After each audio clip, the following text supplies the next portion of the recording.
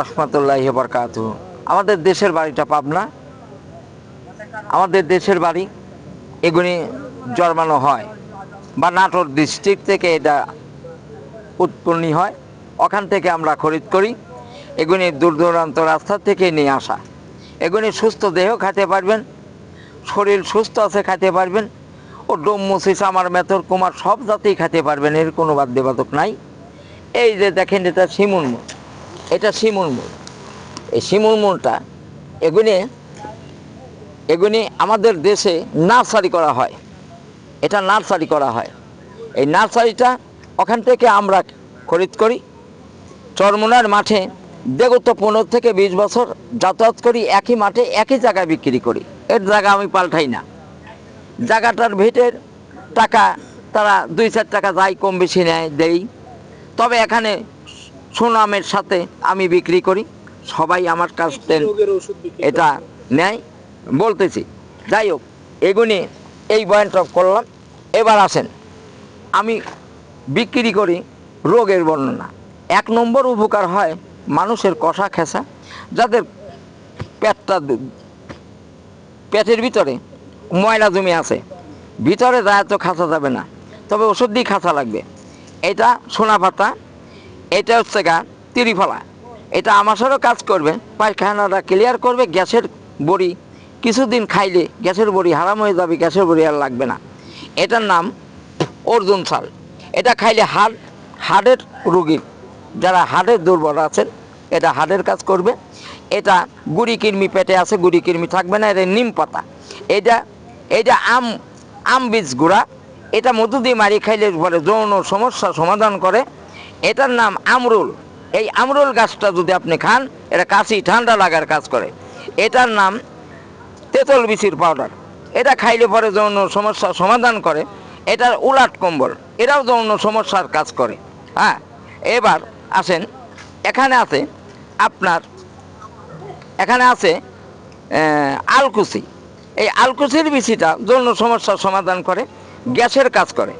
এটা যাদের ডায়াবেটিসে ভুগতেছেন, তবে ডায়াবেটিস কন্ট্রোল হবে না, ডায়াবেটিসটা নিয়ন্ত্রণ করে রাখবে।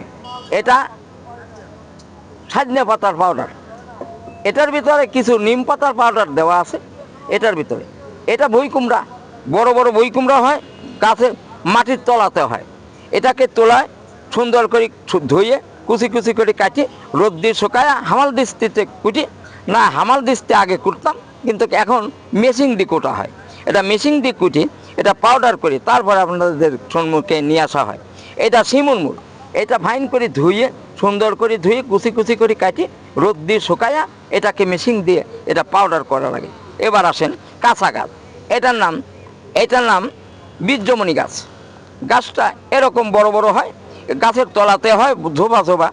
এটা খাইলে পরে 1 নম্বর গ্যাসের কাজ করে, 2 নম্বর মনোবীর্যটা কারো করে। এটা শতমূল।